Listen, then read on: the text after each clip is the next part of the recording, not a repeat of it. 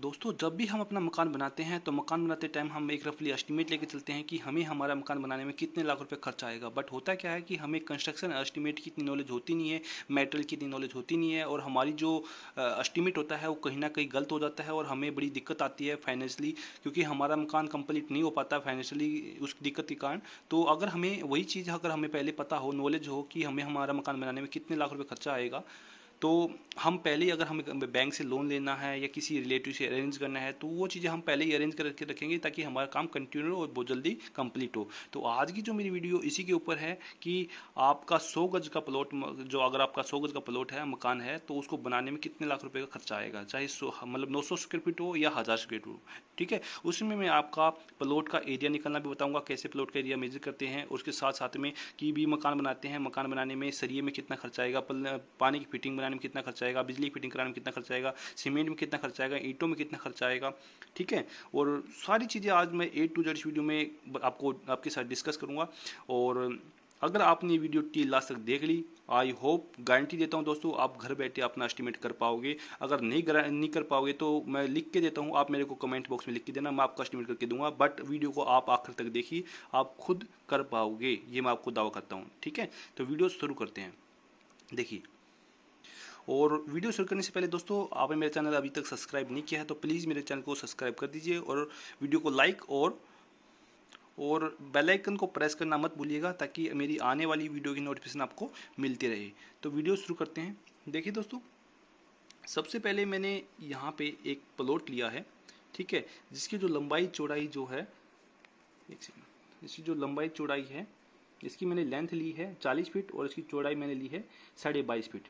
ठीक है, आपका जो भी प्लॉट है चाहे किसी भी लेंथ का हो, ठीक है, सिर्फ आपका क्या है, एरिया बढ़ जाएगा, आपको रेट वही रहेगा। ठीक है, उससे मल्टीप्लाई कर देना है, आप घर बैठे कैलकुलेट कर पाओगे। ठीक है, तो ये मेरा एक प्लॉट है, मान लेते हैं इसकी लेंथ 40 फीट है और इसकी चौड़ाई 22.5 फीट है। तो प्लॉट की जो लेंथ, मैं आपको पहले एरिया निकालना सिखा देता हूँ, बाद में फिर हम पूरा डिस्कस करेंगे, कैटेगराइज। ठीक है, तो 40 फीट लेंथ है, विड्थ जो है इसकी 22.5 फीट है। ठीक है, उसका जो एरिया है 40 फीट इंटू 22.5, जब इसको कैलकुलेट करेंगे तो ये आपका आ जाएगा, क्योंकि जब हम फीट इंटू फीट करते हैं तो स्क्वायर फीट आता है। ठीक है, मीटर इंटू मीटर करते हैं तो स्क्वायर मीटर आता है, यार्ड इंटू यार्ड करते हैं, मतलब गज इंटू गज करते हैं तो स्क्वायर यार्ड आता है। ठीक है, तो मैंने यहाँ पे फिट किया है, तो दोनों को करेंगे तो 900 स्क्वायर फीट हो गया। ठीक है, बट हमारे यहाँ जो प्लॉट वगैरह मिलते हैं तो वो क्या है, गज में मिलते हैं, तो हम इसको स्क्वायर फीट को हम गज में कन्वर्ट कर लेते हैं। तो गज में क्या होता है कि जो एक एक जो स्क्वायर यार्ड होता है, एक जो स्क्वायर यार्ड होता है उसमें 9 स्क्वायर फीट होते हैं। ठीक है, तो हमारा हम क्या है कि 900 स्क्वायर फीट है, तो हम इसको 9 से डिवाइड करेंगे तो हमारा क्या है, गज आ जाएगा, स्क्वायर यार्ड आ जाएगा। तो जब हमने 900 को 9 से डिवाइड किया तो कितना आ जाएगा आपका, 100 गज। ठीक है, तो ये तो आपका निकल गया, आ गया कि भी आपका एरिया। ठीक है, ये चाहे आपका 900 स्क्वायर फीट है या फिर आपका 1000 स्क्वायर फीट।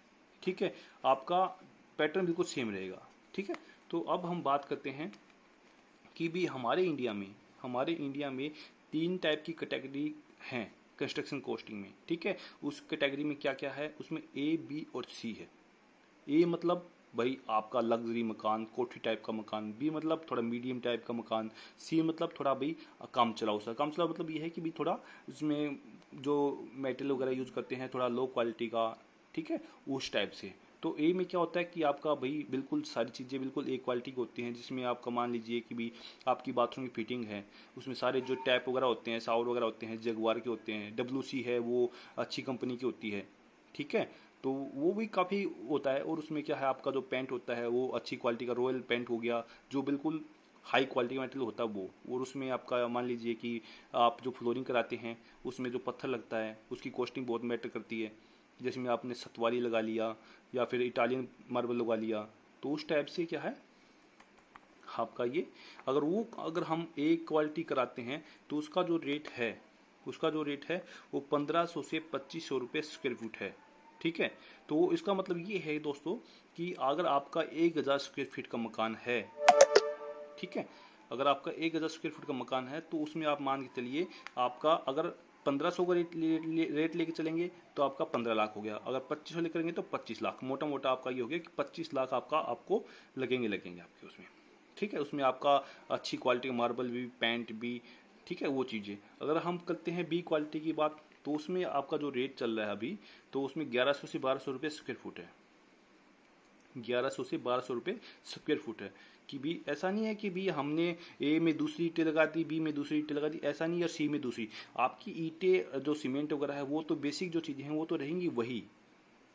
आप इस चीज़ को समझना, ऐसा नहीं है कि भी हमने ए में तो ईंटें लगा दी, बी में हमने लकड़ी लगा दी, सी में हमने और कुछ लगा दिया नहीं, आपका जो बेसिक चीज़ें हैं, मटेरियल जो है, मटेरियल आपका वही रहेगा। जो बेसिक मटेरियल होता है आपका सीमेंट, सैंड, रोड़ी, सरिया, ठीक है, उस टाइप से वो तो वही रहेगा। इसमें ऐसा नहीं कि उसमें चेंज करेंगे, बट वो दूसरी चीज़ें होती हैं, आपका फ्लोरिंग हो गया, आपका पेंट हो गया, फिटिंग विटिंग का जो हो गया, प्लम्बिंग का, वो उस टाइप भी थोड़े मैटर करते हैं जो आपका रेट अप डाउन करती हैं। ठीक है, तो जो सी टाइप का होता है वो 700 से 800 रुपये स्क्वायर फुट हो गया। ठीक है, अगर बी की बात करें तो अगर आपका 1000 स्क्वायर फुट का है तो मोटा मोटा आपका जो प्लॉट है, अब मकान बनने का खर्च आएगा 12 लाख। अगर आपका, क्योंकि 12 को जब हम 1000 से डिवाइड वो करेंगे, इंटू करेंगे, तो आपका सीधा सीधा 12 लाख हो गया। ठीक है, अगर हम सी की बात करें तो इसमें मोटा मोटा 700 800 करेंगे, तो 800 करेंगे तो 8 लाख हो गया। ठीक है, तो अब हम मान चलते हैं कि हमारा एक 900 स्क्वायर फीट का 100 गज का एक प्लॉट है। ठीक है, वो हमें बनाना है। तो हम रफली जो आपका मीडियम क्लास का हम लेके चलते हैं, हाई ना लो, हम मीडियम लेके चलते हैं कि 1200 रुपये पर स्क्वायर फीट है। ठीक है, तो 1200 रुपये अगर पर स्क्वायर फीट है और हमारा एरिया 900 स्क्वायर फीट है, तो हमारा जो अप्रोक्स कॉस्टिंग आएगी, ठीक है, तो वो कॉस्टिंग हमारी आएगी 10,80,000। ठीक है, 10,80,000 आपकी आ गई मोटी मोटी की कॉस्टिंग। क्योंकि हमने 900 को जब हमने डिवाइड किया 1200 से, तो 10,80,000 आ गया। बट अब हम क्या करेंगे, कैटेगराइज उसको कि भी किस में कितने परसेंट, किस में कितने परसेंट, किस में कितने परसेंट, वो निकालेंगे कि हमारा उसके लिए इतना खर्चा आएगा, उसके लिए इतना खर्चा आएगा, उसके लिए इतना खर्चा आएगा।